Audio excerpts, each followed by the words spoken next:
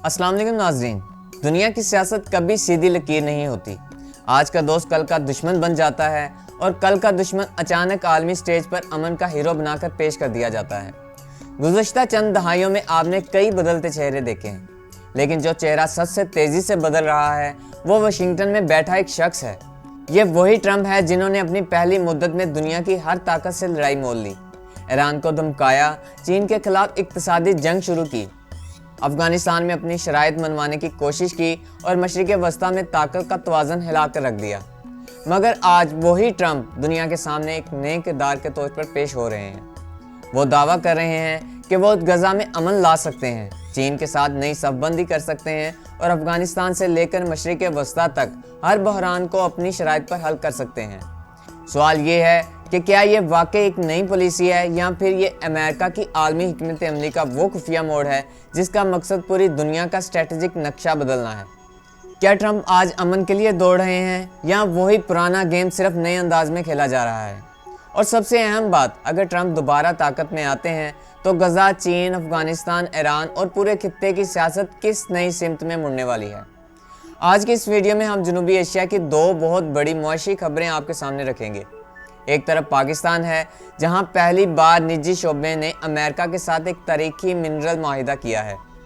दूसरी तरफ भारत है, जिसने अमेरिका से एलपीजी के बड़े पैमाने पर दरामद का पहला बाज़ाब्ता मुआहिदा कर लिया है।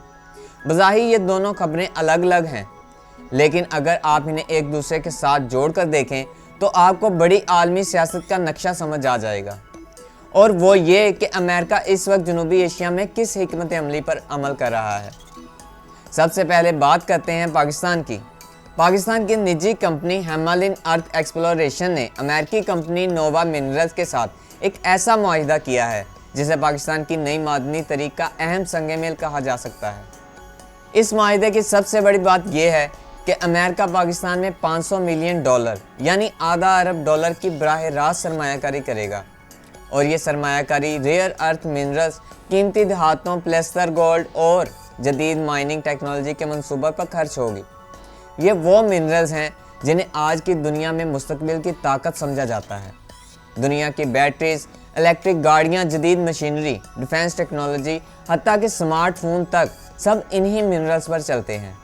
और पाकिस्तान बरसों से अपनी मादनी ज़खायर तो रखता है, मगर बैनुल-अक़वामी मेयार की टेक्नोलॉजी, माहिरीन और सरमायाकारी की कमी ने हमेशा इस शोबे को आगे बढ़ने नहीं दिया। अब मामला बदल रहा है। इस मामले के तहत पाकिस्तानी नौजवानों को अमेरिका भी भेजा जाएगा, जहां इन्हें जदीद माइनिंग और मिनरल प्रोसेसिंग की तरबियत दी जाएगी।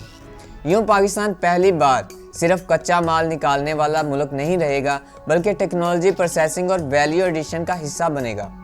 इसका मतलब ये है कि मुस्तकबिल में पाकिस्तान सिर्फ मादनियात बेचने वाला मुल्क नहीं रहेगा, बल्कि अपनी महारत भी बेचेगा।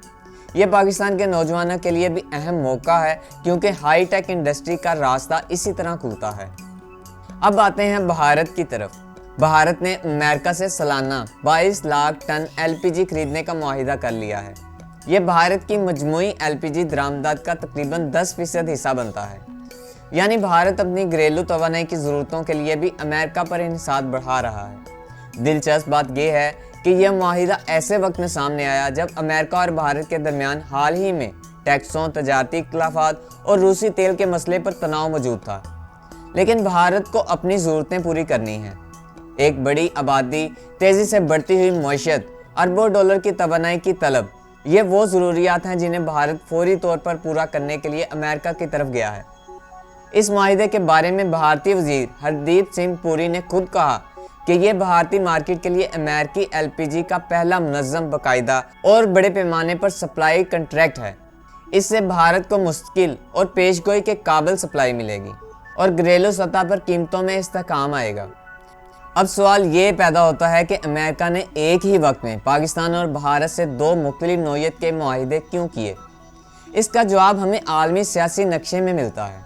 अमेरिका इस वक्त चीन के मुकाबले में एक तवील माशी और टेक्नोलॉजिकल मुकाबला लड़ रहा है, और इस मुकाबले में जनूबी एशिया इसके लिए एक बहुत अहम मैदान है। पाकिस्तान की मादनियात चीन के बेल्ट एंड रोड मंसूबे के लिए हमेशा अहम रही हैं।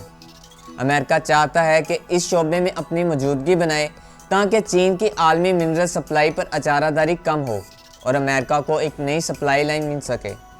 اس لیے امریکہ نے پاکستان کے ساتھ ایسا معاہدہ کیا جس کا تعلق مستقبل کی معیشت، ٹیکنالوجی اور ہائی ٹیک منرل سے ہے۔ ادھر بھارت کے ساتھ امریکہ کا مفاد کچھ مختلف ہے۔ بھارت توانائی کے میدان میں روس پر بہت انحصار کرتا ہے۔ روسی تیل کی خریداری نے امریکہ کو کئی موقعوں پر پریشان بھی کیا ہے۔ امریکہ چاہتا ہے کہ بھارت کی توانائی کی سپلائی کا کچھ حصہ امریکہ سے آئے اور اس سے بھارت کا روس پر انحصار کم ہو۔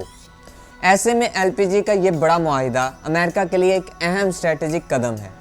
یوں ہم دیکھتے ہیں کہ پاکستان اور بھارت دونوں کو امریکہ استعمال کر رہا ہے، مگر دو مختلف مقاصد کے لیے۔ پاکستان کو وہ ٹیکنالوجی، سرمایہ کاری اور ہائی ٹیک منرل کے شعبے میں لانا چاہتا ہے تاکہ مستقبل کی سپلائی چین اس کے کنٹرول میں رہے۔